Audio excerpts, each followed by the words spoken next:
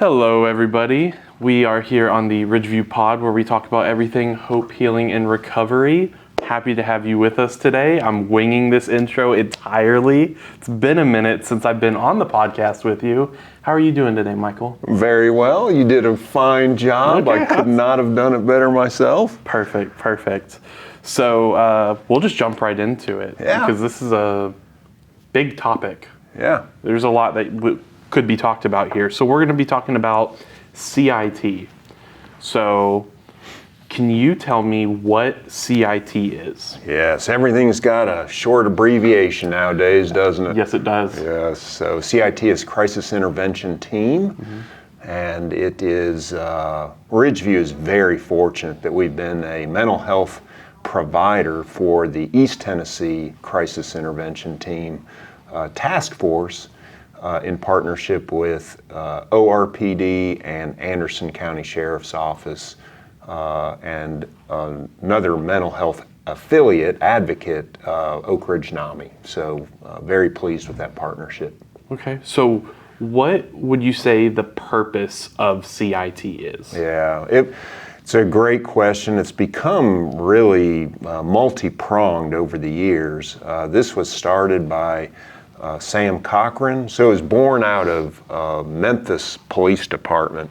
Sam Cochran and another gentleman whose name is escaping me right now, in response to law enforcement intervening in community crises, they were finding that a lot of these interventions were resulting in people being placed in jail as opposed to maybe getting connected to the mental health crisis services that they would need.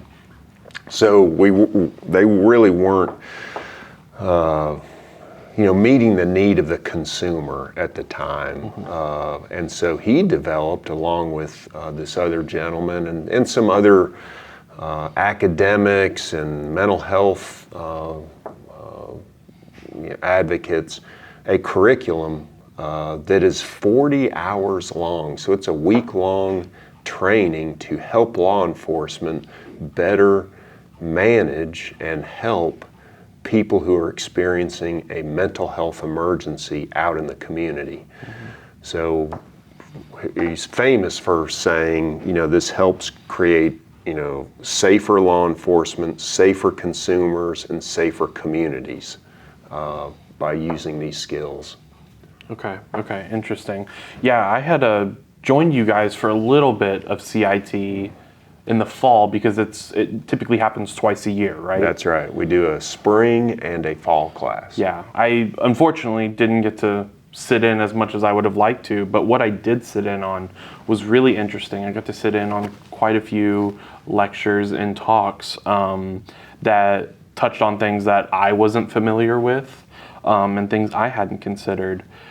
When did Ridgeview, I think you touched on it a little bit, when did Ridgeview start getting involved with this? Gosh, Brennan, I think, so I've been at Ridgeview 10 years, and I want to say maybe it was in place for a couple years prior to me arriving. So let's say about 12 years, give or take a year. All right, so before you though, before your time at Ridgeview. Yeah.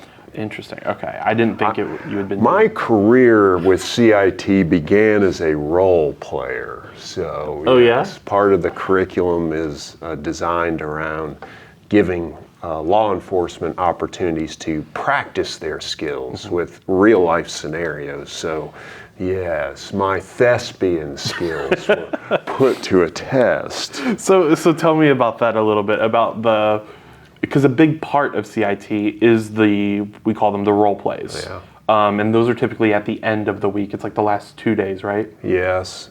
We do try to introduce some basic role play skills as early on in the training as we can so that the participants are acclimated to, okay, this is part of what we're going to be doing, and they don't have this looming fear of, oh great, we're going to have to do role plays for 2 days.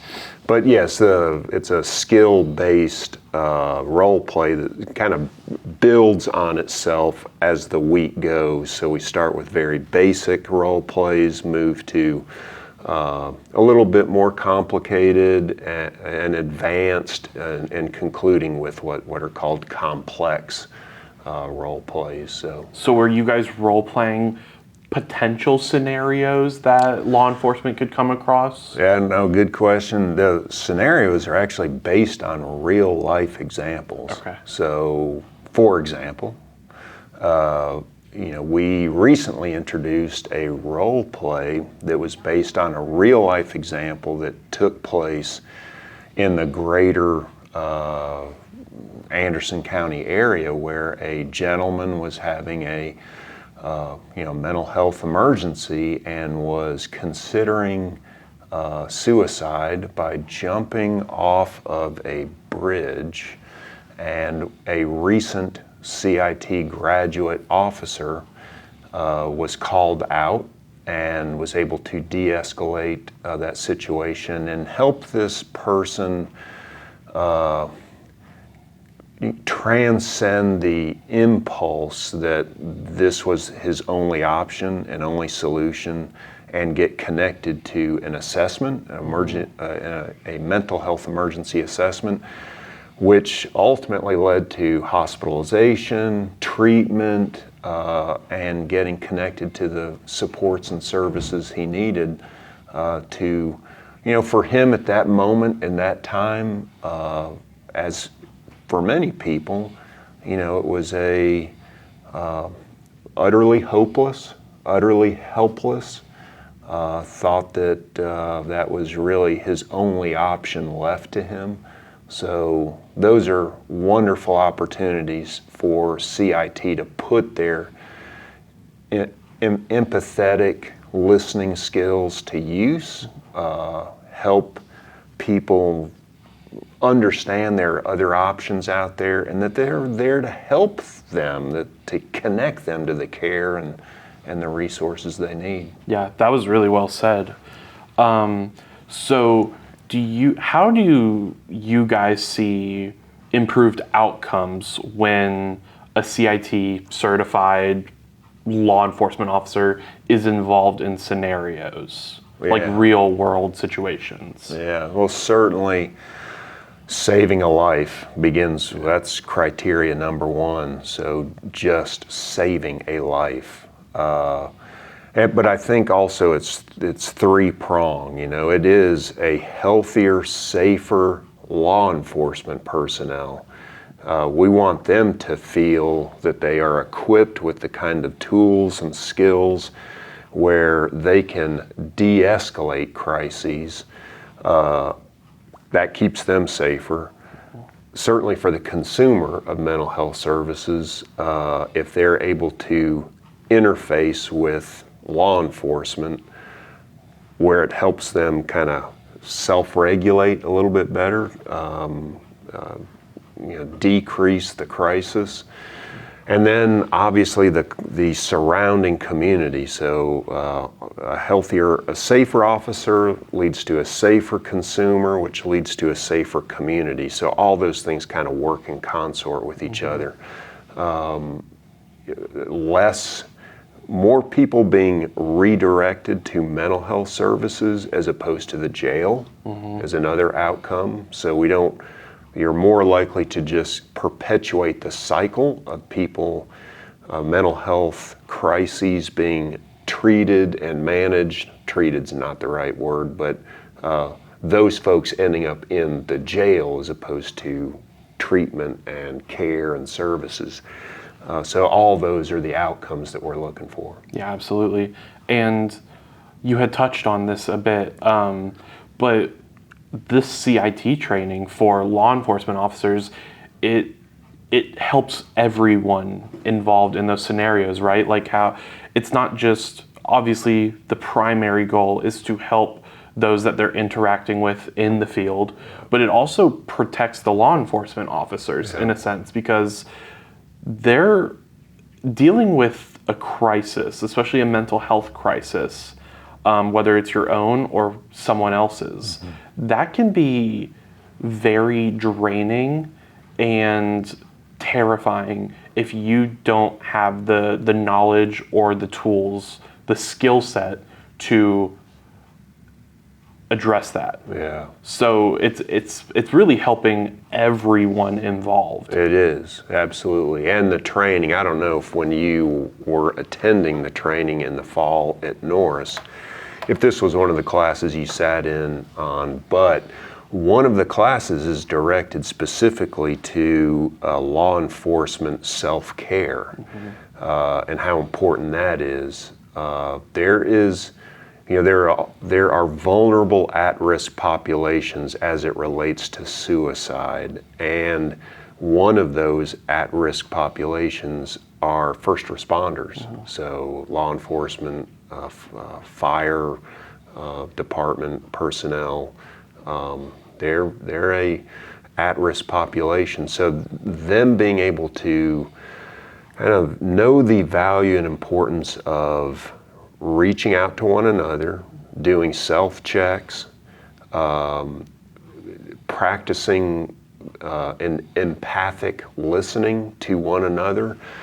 A quote that we use often in the QPR training, which is question, persuade, refer, is from Brené Brown. If you can listen to someone's story with empathy and understanding, shame can't survive. And that's not only a valuable tool for them to adopt as colleagues in law enforcement, but certainly out there in the world of practicing CIT. That's what you're wanting. That is the vehicle and the mechanism in many ways for self-regulation of a consumer that is experiencing an emergency. Absolutely. And we talk about law enforcement. One of the evolutions of CIT has been to expand to first responders. Yeah. So though it originated with law enforcement, now we have folks from EMS that participate, hospital security staff participate, school resource officers, SROs.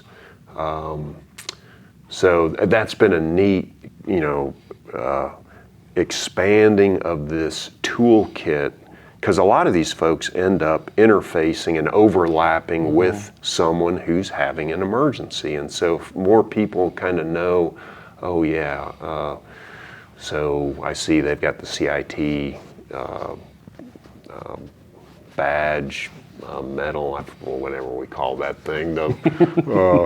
It's like, okay, I know I'm dealing with a peer here who knows some of these skills, and we're better positioned to connect and refer, intervene, get this person to the place that they need to be. Yeah, absolutely. And that was going to be the next question I asked you, was how, because I knew it had expanded a bit beyond law enforcement, so I'm glad you touched on that. Yeah.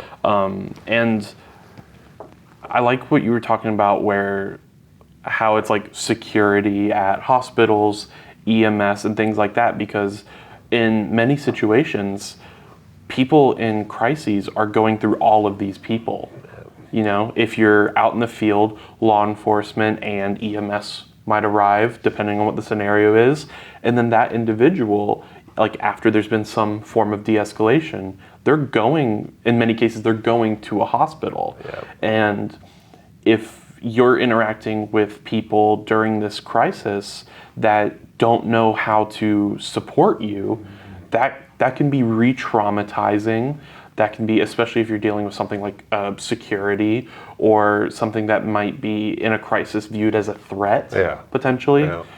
So maintaining that de-escalation and crisis management throughout that process to get them beyond the point of crisis. Yeah. I mean, you're right. I'm very fortunate in that, as of today, I've never had any bad law enforcement experiences. But nonetheless, if a patrol car pulls up behind me or next to me, or I even see a police officer who I know out in the field, and they have a weapon on them. Just because of all those circumstances, I can feel my own internal barometer kind of, okay.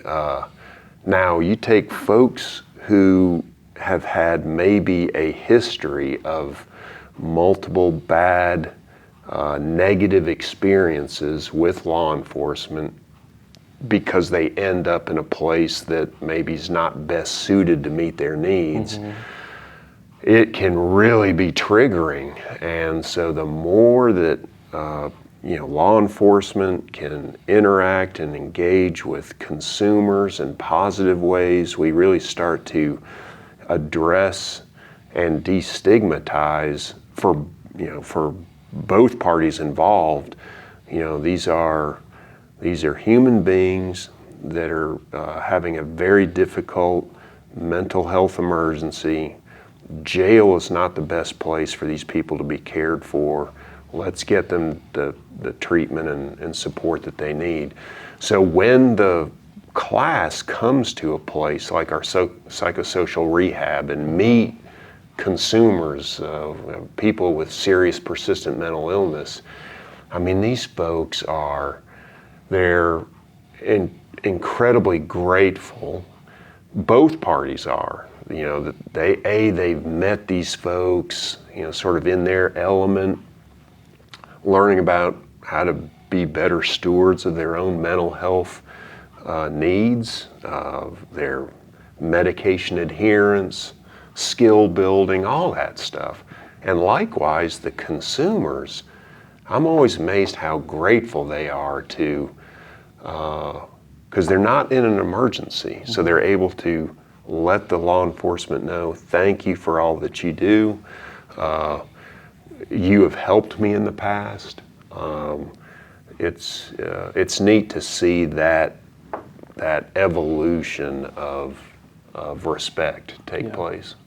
And I like that you mentioned PSR, because in the previous podcast that was just recorded, which will probably go up around the same before this one does, and you just bringing it up, a big part of PSR, to my understanding, is meeting people where they're at. And I think if there was one way to summarize what CIT is and what its purpose is to help meet people where they're at. Man, that's good. I'm going to write that down. Yes, I think that's exactly it. Yeah, perfect. So before we get to Michael's rapid fire questions, which are now Brennen's rapid fire questions. Okay. Turnabout's fair play. Questions provided by Michael. What goals and hopes do you or Ridgeview or the community have for CIT in the years to come? Well, it's a. All right. Well, what happened? That was a jarring sort of like. Suddenly the tape. What happened, Brennen? I decided I didn't want to record the podcast anymore, so I just told the camera to turn itself off. No. If you have watched episodes with Michael and I before, you would know that this camera hates us. Hates us. So we finished recording the episode, and the camera had other ideas. So foiled by a battery once again. Once again, and it won't be the last time. I have a gut feeling. Okay, so where we left off, I believe, because we just kind of were going with it. What are your goals and hopes for CIT in the years to come? Yes. It was a great question. The first time? The first time, and I thought I had a great answer. You did. You really did. And I'm trying to remember what I said, so help me fill in the blanks. But I think, if I remember correctly, certainly one of the things is that this is a completely voluntary program. So the partners, Ridgeview, ORPD, Anderson County Sheriff's Office, we participate in this through East Tennessee CIT Task Force as a voluntary commitment and offering. So that's why we only do it twice a year, spring and fall. It would be really neat as it continues to, the value of it becomes more omnipresent, that maybe funding can go into it. Another ambition is for rural communities with very small law enforcement personnel, very small workforce. It's very hard for them to support having even one officer come. So scholarships that help offset the cost on those departments would be a neat evolution. Continuing just to grow out. We've added first responders of varying types. I would think that would continue to be neat opportunities. There are more school resource officers being hired into those positions. Now each county has a officer of Homeland Security assigned to it. That too would be another maybe portal of connection. So I think those are just some real easy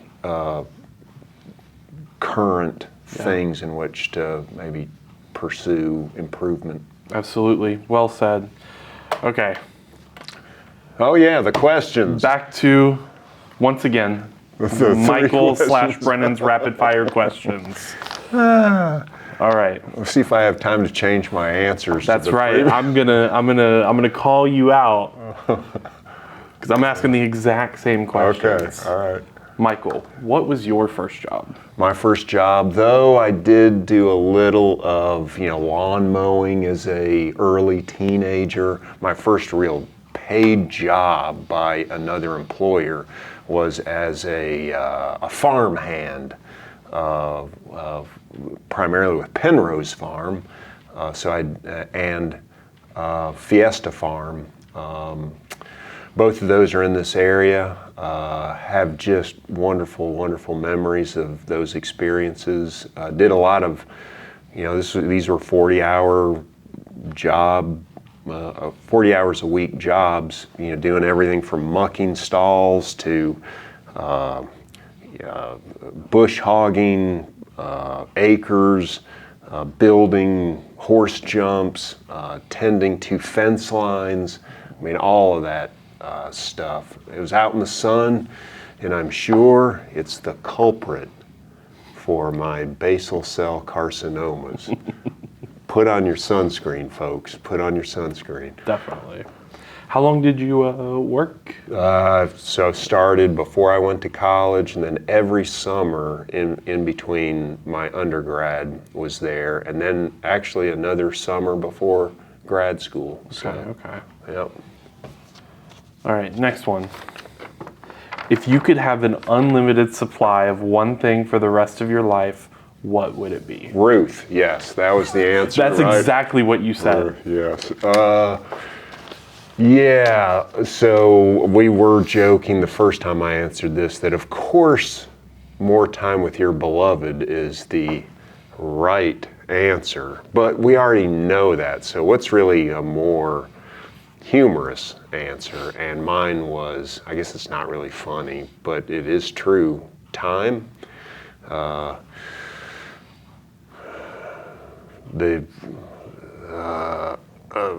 Yes, as you near, you can smell 60. It becomes very real that the sand is pouring through the hourglass at a faster rate, and it'd be nice to have more time until I'm 95, and then it's probably like, okay, that's enough. There's been enough time. So unlimited supply until you're done with the unlimited supply. Yes. Understandable, yeah. If you could be any flavor of ice cream, what ice cream flavor would you be and why? Yes, I said Rocky Road the first time we did this, and the reason was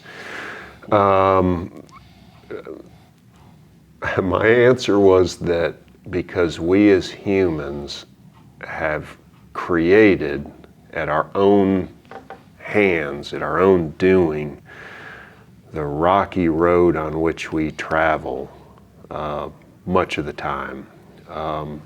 Life is a rocky road. It's got some small pebbles in it, and it's got some big boulders in it, and sometimes those are fun to climb over, and sometimes they're very painful and difficult. Sometimes they taste good. Sometimes you'll chip a tooth on them. That you will. Yeah. So, yeah, rocky road. Yeah. Okay. Well, Michael, thank you for joining me today. The camera's still running, The Brennen. camera is still on. We're not going to get cut off. I said this before to nobody, apparently, but thank you guys for joining us here on the Ridgeview Pod, and we hope to see you soon. And mint chocolate chip was the only right answer for the ice cream question. Oh, nice. We will see you next time. That is a good choice. Yes, Good it choice. is.